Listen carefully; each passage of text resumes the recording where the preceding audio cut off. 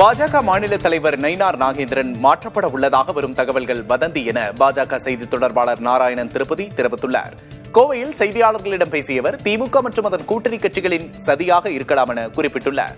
NDA கூட்டணியை வலுப்படுத்த தமிழகம் முழுவதும் நயினார் நாகேந்திரன் சுற்றுப்பயணம் செய்து உழைத்து வருவதாகவும், அவரது சுற்றுப்பயணத்தை கண்டு திமுக பயந்து வதந்தி பரப்புவதாகவும் நாராயணன் திருப்பதி தெரிவித்துள்ளார். இந்த சூறாவளி சுற்றுப்பயணத்தை கண்டு அஞ்சியும் திராவிட முன்னேற்ற கழகத்தினுடைய ஆட்சியிலே நடக்கக்கூடிய அவலங்களினால் மக்கள் படும் துன்பங்களையும் கண்டு அதனால் மக்கள் திராவிட முன்னேற்ற கழகத்தை அகற்றியே தீர வேண்டும் என்கின்ற உறுதியோடு இருக்கிற சூழ்நிலையில் இது போன்ற வதந்திகள் உலவி வருகின்றன.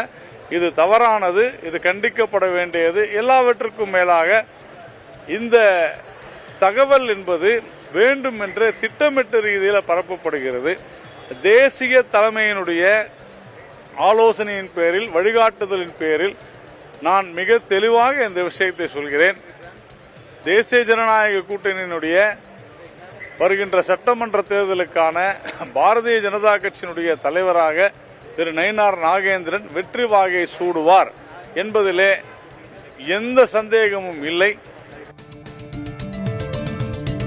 புதுச்சேரியில் தவேக தலைவர் விஜய் சாலை வளம் நடத்த அனுமதிக்க கோரி அக்கட்சியினர் முதலமைச்சர் ரங்கசாமியிடம் கடிதம் அளித்தனர். டிசம்பர் 5ஆம் தேதி காலாப்பட்டில் தொடங்கி புதுச்சேரி கடலூர் எல்லையான கன்னிக்கோவில் வரை சாலை வளம் நடத்தப்பட இருப்பதாகவும், அதில் உப்பளம் சோனாம்பாளையம் பகுதியில் மக்களை சந்தித்து பேச இருப்பதாகவும், இதற்கு காவல்துறை உரிய அனுமதி வழங்க கோரி புதுச்சேரி தவேக நிர்வாகிகள் டிஜிபியை சந்தித்து கடிதம் அளித்தனர்.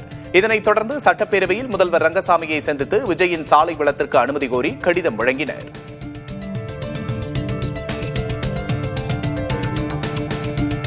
திருநெல்வேலி ரயில் நிலையத்தில் தெற்கு ரயில்வே பொது மேலாளர் RN சிங் ஆய்வு மேற்கொண்டார். திருநெல்வேலி ரயில் நிலையத்தில் 92.8 கோடி ரூபாய் செலவில் மறுசீரமைப்பு பணிகள் நடைபெற்று வருகின்றன. இந்த பணிகளை தெற்கு ரயில்வே பொது மேலாளர் நேரில் பார்வையிட்டு ஆய்வு செய்தார்.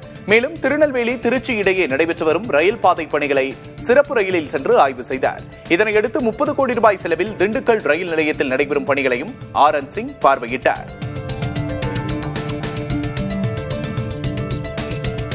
காஷ்மீர் பள்ளத்தாக்கை குளிர் வாட்டி வதைக்க தொடங்கியுள்ளது. பள்ளத்தாக்கின் பெரும்பாலான பகுதிகளில் வெப்பநிலை உறைநிலைக்கு கீழே சென்றுள்ளது. ஸ்ரீநகரில் இந்த ஆண்டின் மிக குறைந்த வெப்பநிலையாக -3.9 டிகிரி செல்சியஸ் பதிவானது. கோனிபால் பகுதியில் -5.5 டிகிரி செல்சியஸ் பதிவானது. குளிர் அதிகரித்துள்ளதால் பொதுமக்கள் தேவையில்லாமல் வெளியே செல்வதை தவிர்க்குமாறு அறிவுறுத்தப்பட்டுள்ளனர்.